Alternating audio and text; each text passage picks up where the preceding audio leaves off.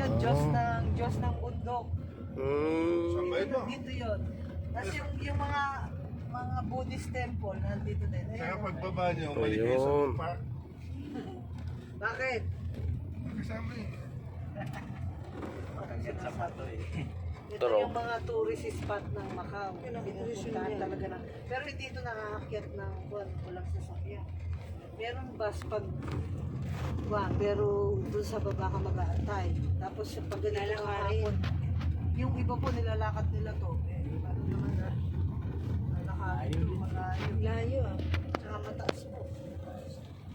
May bus na nagpapabalik-balik dito araw-araw sa mga tourist na yun. Pero magandang lakarin dito, no? Gusto mo, lakarin mo na lang. Pababa. Parang may rest house lang eh. Nalanganin ng sidewalk. Hindi siya... Hindi siya nararating ng kwan. Laki no. Ito ang tourist destination. Di siya naabot.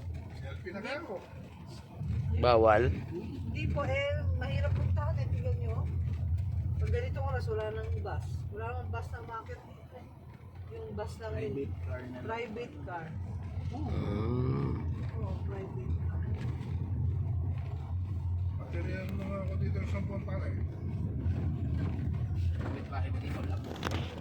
Diyan ka sa